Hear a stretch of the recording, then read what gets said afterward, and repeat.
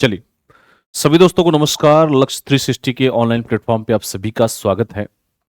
आज हम लोग जो है हिस्ट्री के जितने भी क्वेश्चन प्रीवियस ईयर्स में पूछे गए हैं, चाहे वो यूपी पीसीएस के हों, चाहे वो बिहार पीसीएस के हों, चाहे वो यूपीएससी लेवल के हों या यूपी ट्रिपल एससी के हों, मतलब किसी के भी, जो भी क्वेश्चन मैं आपको 10 क्वेश्चन का सेट लेके आया हूँ, जो भी क्वेश्चन कराऊंगा वो आपके परीक्षा ओरिएंटेड ही क्वेश्चन होंगे। इसमें कहीं ऐसा नहीं है कि ये यूपीएससी के है, ये स्टेट पीसीएस के है, ये इसके है, वो उसके है। तो इन सभी के लिए जो है ये महत्वपूर्ण होगा। तो बिना समय गवाए सबसे पहले जो है हम पर डे जो है 10 क्वेश्चन आपको कराएंगे। तो पहला क्वेश्चन हम शुरुआत करते हैं। आपके सामने आपके स्क्रीन पर क्वेश्चन दिख रहा है, तो सबसे पहले इस क्वेश्चन को ही हम लोग सॉल्व करने का प्रयास करते हैं। पहला क्वेश्चन ध्यान से पढ़िए क्या लिया हुआ है। पहला क्वेश्चन है कि मौर्यों के व्यापारिक काफिले के प्रमुख संगठन के प्रमुख श्रेष्ठ के रूप में कार्य करने वाले व्यक्ति का सामूहिक नाम सृष्टि के रूप में किया जाता था, इसे क्या कहा जाता था? पहला पाणितव्य कहा जाता था, दूसरा श्रेणी कहा जाता था, तीसरा है सार्थवाह कहा जाता था और चौथा है इनमें से कोई नहीं।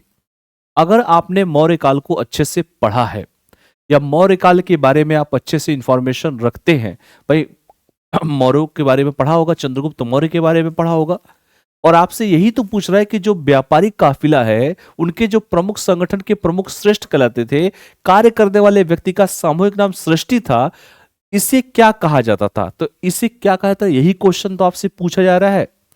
इस तरह के प्रश्न जब भी आते हैं, अमूमन बच्चे क्या करते हैं, गलती कर जाते हैं। आपने चंद्रगुप्त मौर्य के बारे में पूरा पढ़ा है।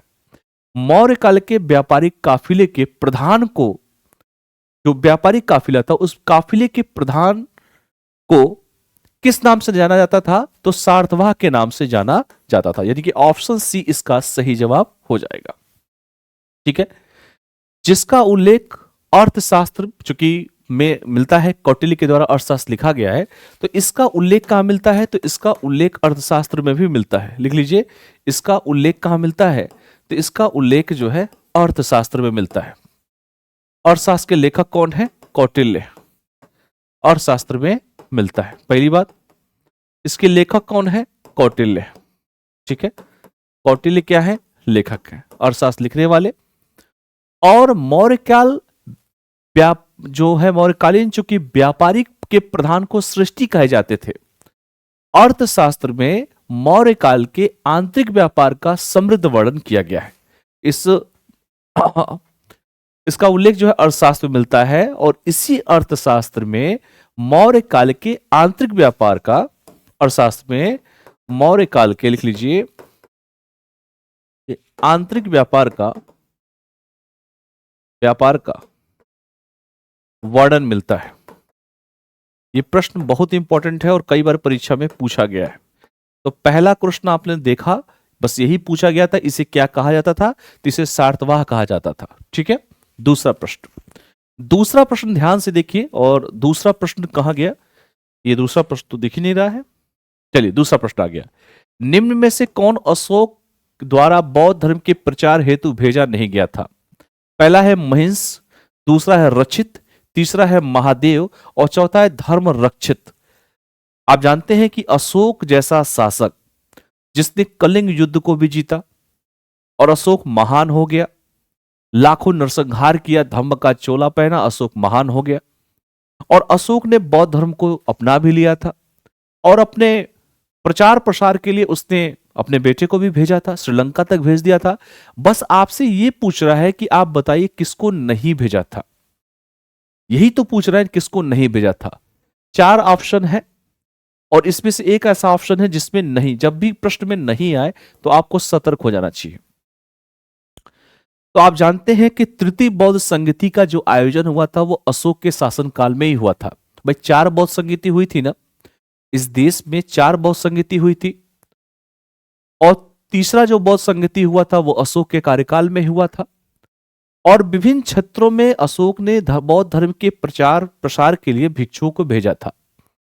ठीक है, तो इसमें पूछ रहा है किसको नहीं भेजा था? तो इसमें जो है महिंस को नहीं भेजा था, बाकी सबको भेजा था, लेकिन इसको नहीं भेजा था। रक्षित, महादेव और धर्म रक्षित, ये तीनों हैं। तो इसमें लिख सकते हैं कि बौद्ध धर्म के प्रचार प्रसार के लिए अशोक ने भेजा था। और कब? तृतीय बौद्ध संगति के समय, तृतीय बौद्ध संगति के समय, क्लियर है? तो तृतीय बौद्ध संगति किसके शासनकाल में हुई? तो तृतीय बौद्ध संगति जो है अशोक के शासनकाल में हुआ था। आप जानते हैं कि 4 बौद्ध संगति हुई थी।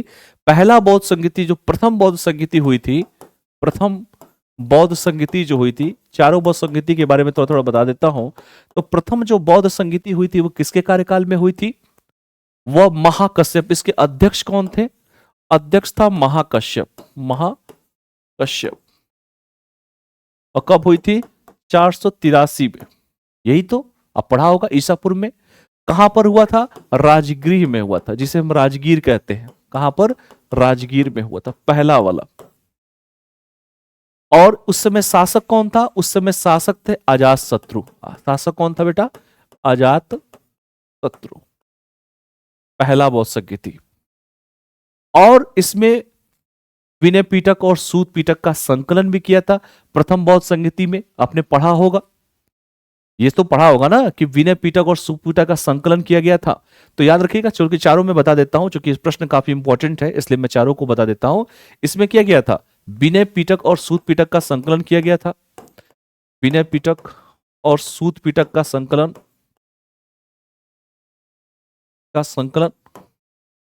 देखिए, जितने भी क्वेश्चन होते हैं इसलिए पढ़ लेना चाहिए। तो ये पहला जो इतनी भी कहानी बता रहा हूं, ये प्रथम बौद्ध संगति का है। ये किसका है?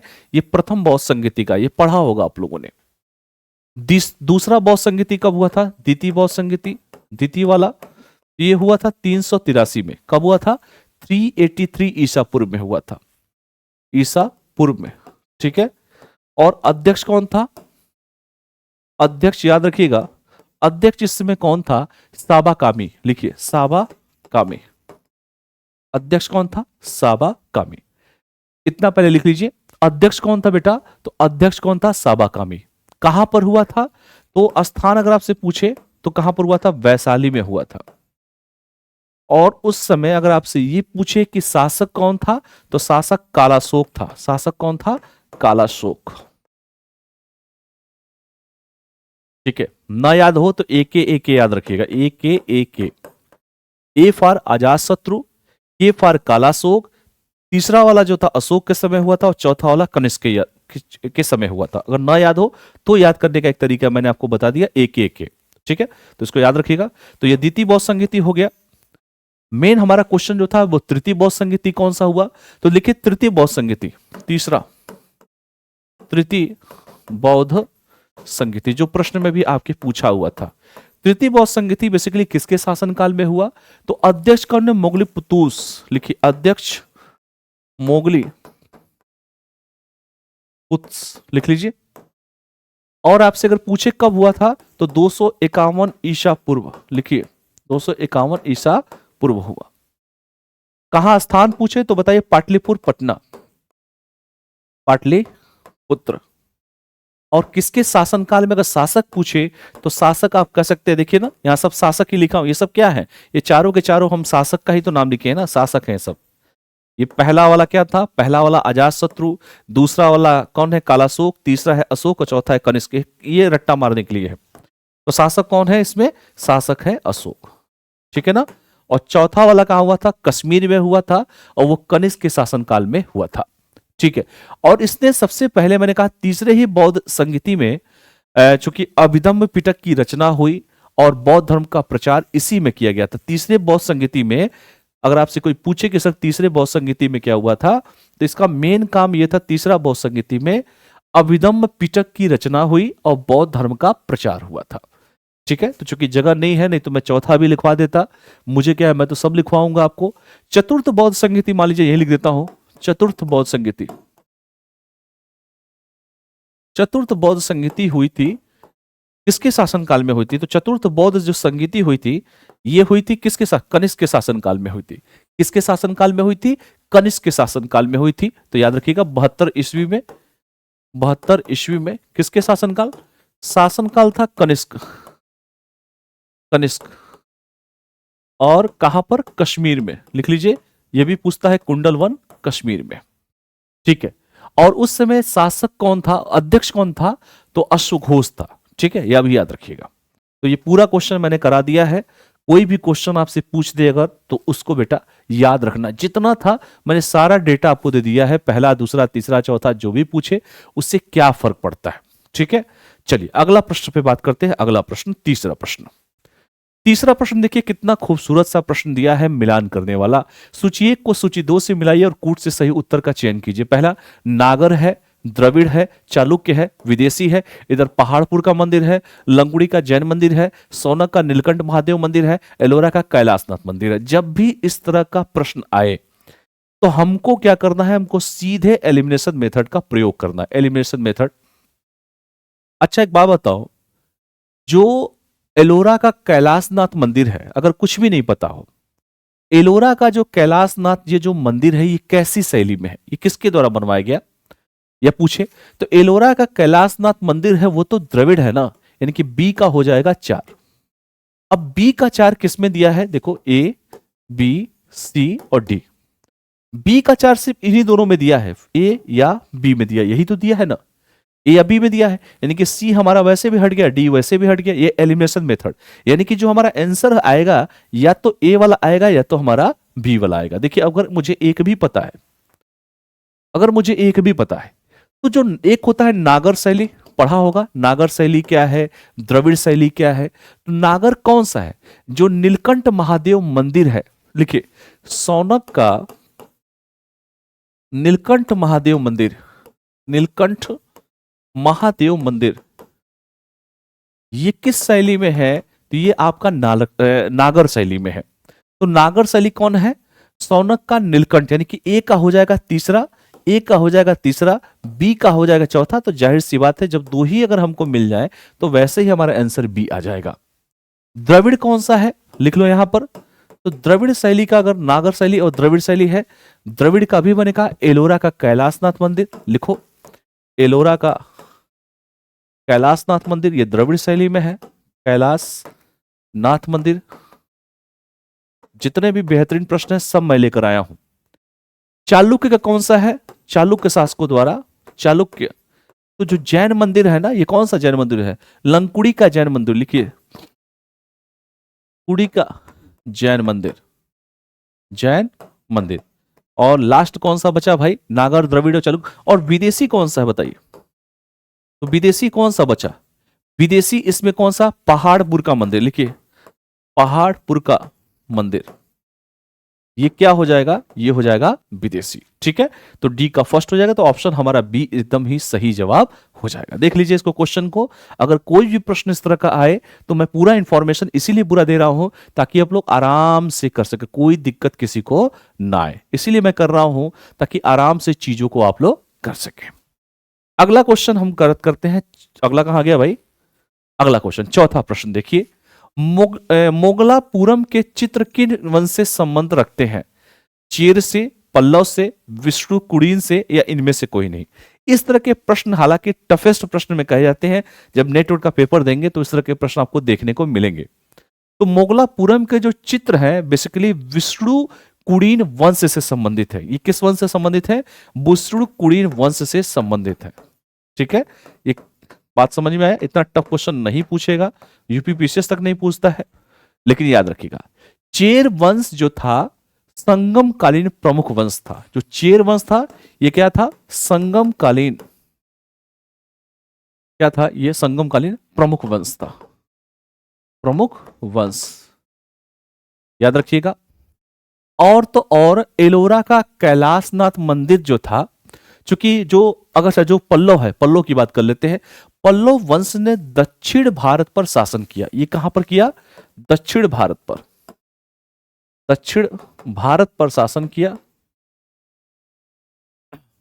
और सबसे अच्छी बात अभी हमने पढ़ाया, एलोरा का जो कैलाशनाथ मंदिर है इसी वंश के शासकों के द्वारा बनाया गया है। लिखिए एलोरा का कैलाशनाथ मंदिर, ऐसे लिखिए कैलाशनाथ मंदिर इन्हीं शासकों के द्वारा, लिख लीजिए शासकों के द्वारा बनवाया गया, बनवाया गया, इन्हीं शासकों के द्वारा बेटा बनवाया गया है। ठीक है, तो चौथा प्रश्न भी जो है कितना प्यारा प्रश्न है, चेर क्या है, तो संगमकालीन के बारे में हमने चक्र किया।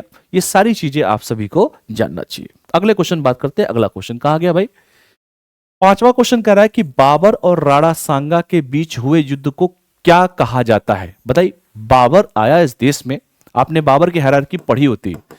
बाबर है, बाबर का बेटा हुमायूं है, हुमायूं का बेटा अकबर है, अकबर का बेटा जहांगीर है, जहांगीर का बेटा शाहजहां है, और शाहजहां का बेटा कौन है, औरंगजेब है। बाकी सब तो लफंगे थे। और शाहजहां का बेटा कौन है बेटा, औरंगजेब है। ये सब पढ़ा होगा आप लोगों ने, औरंगजेब है। बाबर, चूंकि आप देखे हैं बाबर 1526 से 1530 बाबरनामा सब पढ़ा होगा आप लोगों ने। और बाबर और कहा है राणा सांगा, यानी कि मेवाड़ के शासक राणा सांगा, इन दोनों के बीच में कौन सा युद्ध हुआ था। तो इन दोनों, क्या चंदेरी का युद्ध हुआ था, चाहे हल्दी घाटी का युद्ध हुआ था, चाहे वो खानवा का युद्ध हुआ था, कौन सा युद्ध हुआ था। तो जाहिर सी बात है, बाबर और जो शासक थे राणा सांगा, इनके बीच में खानवा का युद्ध हुआ था। और कब हुआ था, 16 मई 1527 को। लिख लो, 16 मई 1527 को हुआ था। क्योंकि 26 में क्या बाबर ने लड़ा था, 26 में बाबर ने क्या लड़ा था, पानीपत का प्रथम युद्ध लड़ा था। तो वो तो होगा ही नहीं। ठीक है, और खानवा का युद्ध जो है 27 में लड़ा था। बात समझ में आया कि नहीं सभी को। याद रखिएगा, इसी युद्ध में बाबर ने अपनी सेना के लिए एक नारा दिया था। अपनी सेना के लिए, अपनी सेना के लिए बाबर ने, सेना के लिए बाबर ने जिहाद का नारा दिया था। बाबर ने, लिख लो, जिहाद का, जिहादी जो बनते हैं ना, जिहाद का नारा दिया था।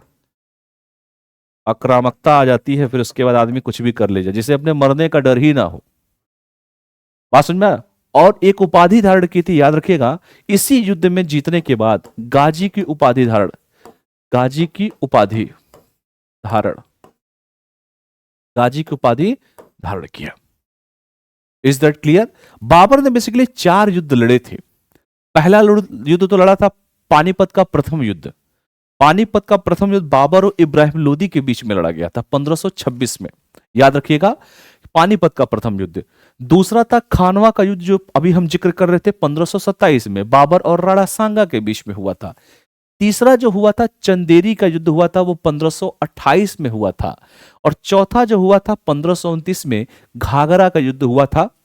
और ये 4 युद्ध जैसे ही बाबर जीतता है तो मुगल साम्राज्य की इसने नींव रख दी। और इन लड़ाइयों में उन्होंने इब्राहिम लोदी, राणा सांगा, मोदनी राय और अफगानों को उसने हराया था। तो ये जब भी आपसे पूछा जाए तो इसको याद रखिएगा, चारों लड़ाइयों के बारे में। कि पानीपत का प्रथम युद्ध लिख लीजिए 1526, पानीपत का प्रथम युद्ध 1526। दूसरा कौन सा था, खानवा का युद्ध, खानवा का युद्ध 1527। तीसरा लिखिए चंदेरी का युद्ध, चंदेरी, कमेंट करके बताइएगा चंदेरी किस राज्य में है। चंदेरी का युद्ध 1528। और चौथा है कौन सा युद्ध है, चौथा जो युद्ध है वो कौन सा है, घाघरा का युद्ध। लिखिए घाघरा का युद्ध 1529। कहीं जगह बची नहीं रहा है तो मैंने यहीं पर चिपका दिया। ठीक है, याद रखिएगा। और मुगल साम्राज्य की इसने नींव रख ली और सबको हराया इसने। इसने अफगानों को हरा दिया, इसने मेदिनी राय को हरा दिया, राणा सांगा हारे, इब्राहिम लोदी हारे। कमेंट करके मुझे बताइएगा कि पानीपत का दूसरा युद्ध किनके किसके बीच में लड़ा गया और पानीपत का दूसरा युद्ध किस वर्ष लड़ा गया। सब लोग कमेंट करके मुझे बताएंगे। अगला क्वेश्चन आपके सामने आपके स्क्रीन पर है। देश में, ये क्वेश्चन को पहले ध्यान से पढ़िए, थोड़ा सा टेढ़ा क्वेश्चन है लेकिन फिर भी आप इसको आराम से कर सकते हैं। पहले क्वेश्चन को देखिए, हालांकि आप लोगों को लग रहा है सर इतना टफ टफ क्वेश्चन कहां से लाए हैं। देश में अधिकांशतः अच्छी कृषि जोत है एवं भूमि बहुत उपजाऊ है। सैन्य संख्या लगभग 11 लाख है। विजयनगर राज्य से संबंधित उपयुक्त कथन किसका है, बताओ। लास्ट में यही बोल दिया ना, पहला नूनीज का, अब्दुल रजाक का, निकोलो कोंटी का या डी बारपोसा का। तो ये जो बात आती है अब्दुल रजाक की, अब्दुल रजाक चूंकि ईरान का क्या था, राजदूत था, ठीक है। और 1443 ईस्वी में इसने देवराय द्वितीय के शासनकाल में विजयनगर साम्राज्य की यात्रा की थी। इसने विजयनगर साम्राज्य की प्रशंसा करते हुए क्या कहा, यह बात उसने बोली थी, यानी कि ऑप्शन हो जाएगा ऑप्शन बी, अब्दुल रजाक। तो लिख लीजिए ये क्या था, अब्दुल रजाक ईरान का राजदूत था, ईरान का राजदूत। देखिए एक एक चीज मैं इसलिए बता रहा हूं थोड़ा कि कहीं पर भी कोई क्वेश्चन आए एक्सप्लेनेशन आपको मालूम होना चाहिए। और कब इसने यात्रा की थी, 1443 ईस्वी में, 1443 में, देवराय द्वितीय के शासनकाल में। किसके, देवराय सेकंड, देवराय द्वितीय के शासनकाल में, देवराय द्वितीय के शासनकाल में कहा की यात्रा किया था इसने, तो इसने विजयनगर, देवराय द्वितीय के शासनकाल में विजयनगर साम्राज्य की यात्रा की। कहां पर, विजयनगर साम्राज्य की, विजयनगर साम्राज्य की यात्रा की, साम्राज्य की यात्रा किया, यात्रा क्लियर है ना। और बस उसके बाद विजयनगर राज्य से संबंधित ये सब बोला है कि देश में अधिकांशतः कृषि जोत है एवं भूमि बहुत उपजाऊ है, सैन्य संख्या लगभग 11 लाख है, ठीक है। तो इस प्रश्न का जो आंसर था हमने आपको दे दिया। मुझे उम्मीद है कि आप लोग को जो है इस प्रश्न का आंसर आप लोग को मिल गया होगा। अगला क्वेश्चन देखते हैं, क्या अगला क्वेश्चन, 7वां प्रश्न, सुरक्षा के लिए मराठों के राजस्व के दावे को क्या कहते थे, सरदेशमुखी, चौथ, अवबाब या इनमें से कोई नहीं। आपने मराठा साम्राज्य के बारे में पढ़ा होगा, मराठों के इतिहास के बारे में आपने पढ़ा होगा। तो मराठे जो थे वो चौथ और सरदेशमुखी दो कर लेते थे। यहां पर आपसे पूछा है कि सुरक्षा के लिए मराठों के राजस्व, तो चौथ बेसिकली जो था मुगल क्षेत्रों के आधिपत्य व पड़ोसी राज्यों की आय का 1/4 हिस्सा होता था, जिसे क्या करते थे, मराठों द्वारा लूट मार से सुरक्षा के बदले लिया जाता था। ऐसे नहीं लेते थे, आपको क्या दे, सेफ्टी देंगे। जबकि सरदेशमुखी क्या था, शिवाजी इसीलिए वसूल करते थे, वह स्वयं को महाराष्ट्र का क्या करते थे, सरदेशमुख मानते थे। और यह कर जो था राज्य की आय का 1/10 भाग होता था। तो इसका सही जवाब क्या हो जाएगा, इसका सही जवाब हो जाएगा ऑप्शन बी हो जाएगा, चौथ। बात समझ में आया, क्योंकि ऑलरेडी वो सरदेशमुख अपने आप को मानते थे। तो चौथ क्या था, अगर आपसे कोई पूछे कि सर चौथ और सरदेशमुख क्या था, तो चौथ किसे कहते हैं, चौथ कहते हैं मुगल क्षेत्रों के आधिपत्य व पड़ोसी राज्यों की, लिखिए मुगल क्षेत्रों के आधिपत्य व पड़ोसी राज्यों, लिखिए आधिपत्य व पड़ोसी राज्यों, लिखिए आधिपत्य व पड़ोसी राज्यों की आय का 1/4 हिस्सा होता था। राज्यों की आय का 1/4 हिस्सा होता था, हिस्सा होता था। और ये किस लिए लेते थे, इससे सुरक्षा प्रदान करते थे, लिखिए सुरक्षा प्रदान करते थे।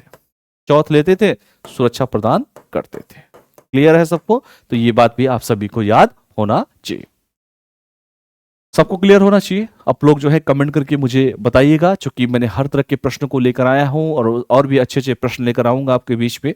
अगला प्रश्न देखिए, अगला प्रश्न, विजयनगर साम्राज्य के शासक कृष्णदेवराय की अमुक्त माल्यदा का शाब्दिक अर्थ क्या है। आप जानते हैं केडीआर के बारे में पढ़ा होगा, कृष्णदेवराय।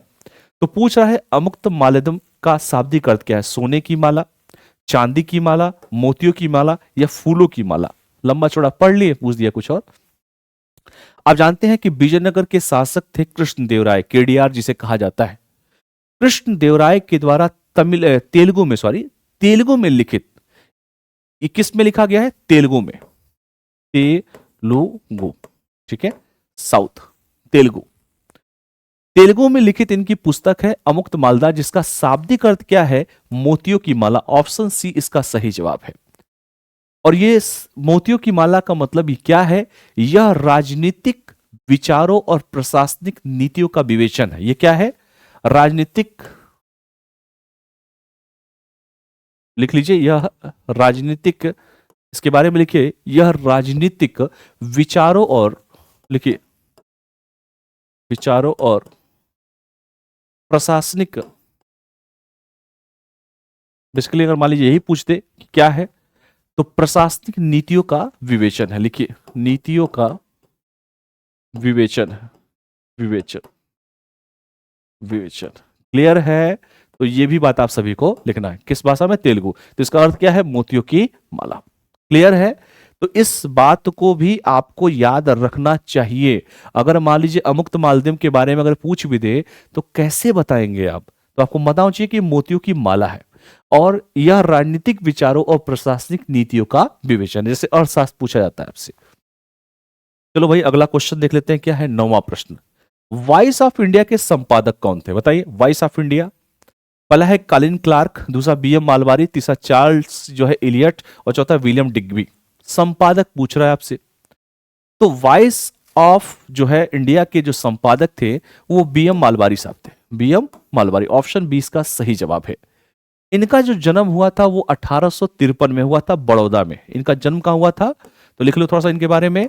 जन्म हुआ था 1853, कहा हुआ था? बड़ौदा। और 1853 में देश में कौन सी घटना घटी थी ये भी आप लोग मुझे कमेंट करके बताइएगा। 1853 में 1885 चूंकि भारतीय राष्ट्रीय कांग्रेस की स्थापना हुई थी और 1885 में इन्होंने सेवा सदन की स्थापना की। 1885 में इन्होंने क्या स्थापना की? सेवा सदन। लिखिए सेवा सदन की स्थापना। अब समझिएगा बात को। इसके साथ ही साथ इन्होंने वॉइस ऑफ इंडिया का संपादन चूंकि बीएम मालवारी ने दादा भाई नरौजी और जो विलियम डिग्बी के साथ जो है 1883 में कार्य इसमें शुरू किया था। ठीक है, तो याद रखिएगा कार्य शुरू किया, लेकिन संपादक कौन थे? बीएम मालवारी। क्लियर है? चलिए 10वां प्रश्न आपके सामने देखिए, बड़ा बढ़िया प्रश्न पूछा है। निम्नलिखित घटनाओं को कालक्रम अनुसार व्यवस्थित करिए तथा नीचे दिए गए कूट में से घटना का सही विकल्प चुनिए। Vernacular press act, Lucknow pact, Ilbert bill विधेयक या हंटर आयोग। पूछ रहा है पहला ऑप्शन CABD, दूसरा ADCB, तीसरा है DCAB। मतलब ये सारे ऑप्शन पूछ रहे हैं, तो बाकी लास्ट वाला थोड़ा कट रहा है, लेकिन आप लोग कोशिश करिए जो है इसका सही जवाब देने के लिए। क्या इसका सही जवाब होगा? बस यही आपसे प्रश्न पूछा जा रहा है। हालांकि मुझे लगता है कि इतने में से ही आप लोग आंसर दे दोगे। चौथा मान लो नन है, मान लीजिए डी नन है। मैं 3 ही ऑप्शन दे दिया, चलो नन है, अब तो दे दो। बताइए सबसे पहले इस देश में कौन सी घटना घटी, आपसे यह पूछा गया। अगर आप बात करें वर्नाकुलर प्रेस एक्ट का, मैं इसको इनको चेंज कर देता हूं, तो वर्नाकुलर प्रेस एक्ट आया था इस देश में 1878 में। पढ़ा होगा आप लोगों ने 1878 में। दूसरा है लखनऊ पैक्ट, लखनऊ समझौता। तो कब हुआ था भाई? ये तो सबसे लास्ट में हुआ था ना, ये तो लास्ट ही में हुआ था ना लखनऊ। ठीक है, सॉरी लखनऊ कर रहा हूं, क्या है भाई इसमें जो है हाँ चलिए तीसरा, चलो लखनऊ है चाहे लंदन पैक्ट जो भी हो, क्या फर्क पड़ता है उससे। तीसरा जो है आपसे पूछा जा रहा है हंटर आयोग। हंटर आयोग कब आया था भाई? हंटर आयोग आया था 1882 में। और चौथा है इल्बर्ट बिल विधेयक। इल्बर्ट जो आया था 1883 में आया। तो सबसे पहले कौन सा हुआ? डी। डी के बाद कौन सा हुआ आपका जो है? सीधे आ जाए, सबसे पहले कौन है? वर्नाकुलर वाला है ना। सबसे पहले क्या हो जाएगा? ए हो जाएगा। ए के बाद हो जाएगा डी हो जाएगा, डी के बाद सी हो जाएगा और सी के बाद बी हो जाएगा। ठीक है, तो ये आपकी पूरी कहानी है ये। ठीक है, ये 1915 है। ठीक है, चलिए चलिए, तो ADCB है, ये आपका सही जवाब है। तो आंसर क्या हो जाएगा? आंसर आपका हो जाएगा, आंसर बी इसका सही जवाब हो जाएगा। अब आपको प्रयास करना है, रोज मैं 10 क्वेश्चन लेकर आऊंगा और रोज 10 क्वेश्चन आपसे पूछूंगा मैं। इसलिए डेली का डेली जो है आप लोग को क्या करना है, इससे प्रश्न आपको अच्छे से तैयार करना है। ठीक है, जितना भी प्रश्न मैंने आज सभी को बताया, चाहे वॉइस ऑफ इंडिया के संपादक पूछे, चाहे आपसे मैं KDR कृष्णदेवराय विजयनगर शासक से क्वेश्चन पूछे, चाहे सुरक्षा के लिए मराठों के राजस्व से प्रश्न पूछे, देश में अधिकांशतः अच्छी कृषि से प्रश्न पूछे, बाबर और राणा सांगा की पूरी कहानी बताया, मोगलापुरम के बारे में हमने आपसे पूछा, इसके साथ साथ जो है जितना भी नागर और द्रविड़ शैली चालू के सब पूछा मैंने, और अशोक के द्वारा 4 बौद्ध संगीतियों के बारे में हमने आपसे प्रश्न दिया। तो जितना भी ओवरऑल मैंने अच्छे अच्छे प्रश्न हैं, उन सभी प्रश्नों को लेकर जो है हमने आपसे चर्चा परिचर्चा किया। कमेंट करके मुझे बताइए कि किसी भी प्रश्न में आपको अगर कोई दिक्कत आ रही हो तो मुझे एक बार जो सभी लोग जो है बता दीजिए कि जो है कोई दिक्कत किसी को हो रही है या कोई समस्या हो रही है, ठीक है, तो मुझे आप लोग कमेंट करके बताइए, ठीक है। चलिए, तो जितने भी प्रश्न थे, कितने अच्छे अच्छे प्रश्न मैंने आप सभी को लाए, तो याद रखिएगा। अच्छा 1907 के बाद चूंकि मैं पूरी कहानी, चलिए ये क्या लिख दिया मैंने, अरे ये देखिए 1916 ही है, ये क्या लिख दिया मैंने, चलिए लखनऊ पैक्ट 1916 है, ठीक है। तो आप जानते हैं कि सूरत विभाजन हुआ, सूरत विभाजन के बाद ये हुआ कि लखनऊ समझौता होता है, हिंदू मुस्लिम या कांग्रेस मुस्लिम लीग समझौता कह सकते हैं। सभी लोग एक साथ आते हैं, उग्रवाद और उग्रवाद सब लोग आते हैं, और गांधी जी भी उस समझौते में रहते हैं। और इसी लखनऊ समझौते के समय आचार्य रामचंद्र शुक्ल जी मिलते हैं और गांधी जी को चंपारण आने का न्योता देते हैं, पूर्वी चंपारण, चूंकि नीलों की समस्या, किसानों की समस्या थी, नील किसानों की।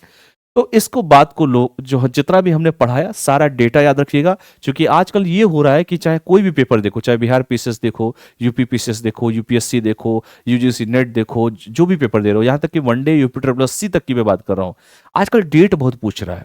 आजकल जो बहुत पूछ चुका है वो पुरानी चीजें, पुरानी धर्रे वाली चीजें बहुत पूछ चुका है वो। आजकल ऐसा ऐसा पूछ रहा है, जैसे मैंने अभी खानवा वाला बाबर वाला क्वेश्चन दे दिया, ऐसा पूछेगा, डेट तक पूछ ले रहा है। खास करके यूपी पीसीएस की परीक्षा में तो डेट तक पूछ ले रहा है। तो अगर इस डेट को ना पता हो कि भाई वर्नाकुलर प्रेस एक्ट आया है पहले कि कौन आया, तो मान लीजिए अगर मुझे यही पता हो कि ये पहले आया, तो देखो सबसे पहले तो ए वैसे ही दिया हुआ था, देखो। तो ऐसे ही हमको प्रयास करना है, 10 क्वेश्चन डेली आपके सामने लेकर आऊंगा। अभी हिस्ट्री का लाऊंगा, फिर पॉलिटी का लाऊंगा, फिर यूपी का लाऊंगा, ऐसे सब लाऊंगा। मैथ का भी क्लास चल ही रहा है आप सभी का, तो मैथ का भी जो है अच्छे से रिवीजन कीजिए। एकदम बेसिक से पढ़ा रहे हैं सर, चूंकि मैंने कहा भी है कि एकदम धीरे धीरे पढ़ाइए। जो भी बेसिक बच्चा जिनको मैथ कुछ नहीं पता है, उस बच्चे को समझाने का पूरा प्रयास कीजिए। एकदम कोई जल्दीबाजी नहीं है हमारे पास, तो अच्छे से आप लोग तैयार कीजिए। आपके जो भी पेपर हैं, चाहे यूपीएसआई हो, चाहे बिहार का एईडीओ का पेपर हो, चाहे आपका बिहार एसएससी का पेपर हो, बिहार पीसीएस का पेपर हो, यूपी पीसीएस का पेपर हो, समीक्षा अधिकारी का पेपर हो, लोअर पीसीएस का पेपर हो, कोई पेपर हो, सब में ये काम आएगा। हिस्ट्री इसमें लिखा थोड़े है कि इसमें आएगा उसमें नहीं आएगा। तो जो लोग नए हो, चैनल को लाइक शेयर सब्सक्राइब जरूर कीजिए। वेल प्रेस जो है चैनल को सब्सक्राइब कीजिए, ठीक है। और जब भी कोई क्लास होगा नोटिफिकेशन आपके पास आ जाएगा। तो मिलते हैं नेक्स्ट क्लास में। चलिए, बहुत बहुत धन्यवाद। Thank you all of you, thank you.